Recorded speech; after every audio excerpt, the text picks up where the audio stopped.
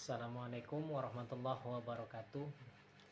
Mulai hari ini sampai malam ini belajar berbicara di sosial media, apalagi nanti di kerumunan ramai ya, seperti di seminar atau di halayak ramai lah.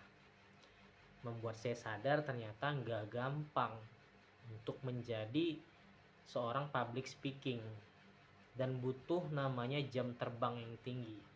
Bagaimana Pak Deddy Mulyadi bisa berbaur dan berbicara dengan orang lain, anak-anak sekolah, berbicara dengan santai, bisa membuat suasana tetap hidup, itu ternyata tidak mudah. Berarti memang salut untuk Pak Deddy Mulyadi, dan di sini saya juga harus minta maaf ya pertama, bahwa tidak gampang.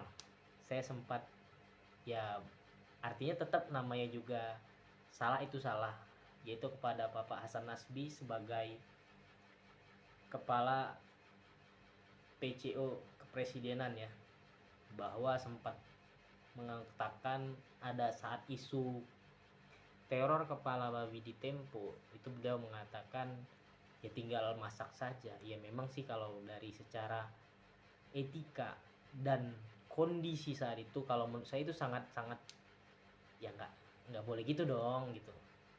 Kalau saya dulu sebagai customer service khususnya di PLN ya, magic word pertama yang kita lakukan ya pertama mohon maaf, bahwa ya tidak semua itu bisa dikendalikan oleh staf presiden atau bagian menteri-menteri yang lain. Jadi nggak semua bisa kita kendalikan, apalagi untuk negara sebesar ini ya. Jadi mungkin kita sebagai komentator tuh paling gampang, wah kurang ajar lo, beginilah begitu. Ya memang paling gampang jadi komentator, tapi ketika kita mencoba itu nggak gampang. Dan alhamdulillahnya Bapak Presiden Prabowo Subianto tetap mempertahankan beliau. Artinya Pak Presiden kita mengetahui kapasitas beliau, dan ya memang kalau saya pribadi setelah mencoba ini ya saya memaafkan, dan semoga jadi lebih baik komunikasi presiden, menteri-menterinya, dan kepada rakyat itu bisa semakin baik, semakin tidak ada jarak sehingga tidak ada kesalahpahaman. Karena apa? Komunikasi yang gagal itu menyebabkan arti dari yang dibahasakan tidak sampai, bahkan menjadi salah paham. Karena itu saya sebagai yang sudah mencoba hari ini ya saling memaafkan dan saling memohon maaf kalau memang sebelum-sebelumnya berkomentar yang tidak baik. Jadi ya ternyata nggak gampang, apalagi mungkin saat itu Pak Hasan Nasbi lagi terdesak, tiba-tiba ada hal seperti itu kali ya. Namun ya tetap saja kalau namanya untuk posisi di atas itu anginnya lebih kencang. Jadi memang segitu Pak Hasan Nasbi ya, harus siap juga kan. Ya semoga tidak tergelincir lagi. Dan untuk para menteri-menteri yang lain, bukankah kalian ini tersorot publik? Apalagi sekarang tuh zamannya media online itu gampang sekali untuk melihat kalian, memframing kalian. Media-media juga begitu.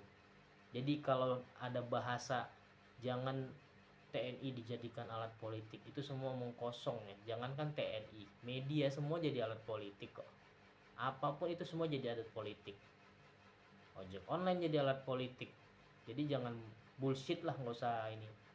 Jadi harus paham juga untuk masyarakat, kalau ada nanti yang mau menjelekkan, menghancurkan citra dari pemimpin, maka yang harus pertama dihancurkan adalah kepercayaan kalian dulu, atau kepercayaan kita sebagai masyarakat terhadap pemimpin itu.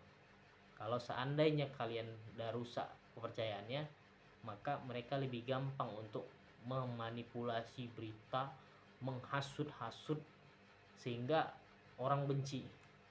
Dan jika seperti ini terjadi, kerusuhan gampang dibuat. Kalau sudah kerusuhan terjadi, artinya si pembuat kerusuhan, si dalang utama berhasil membuat presiden tertekan. Karena itu bersatulah Saya ucapkan sekali lagi, saya katakan sekali lagi, bersatulah. Ini rakyat di luar negeri sudah dibantai, dijajah. Semua hampir seluruh negeri itu sudah disusupin, dan ya kita tahu siapa.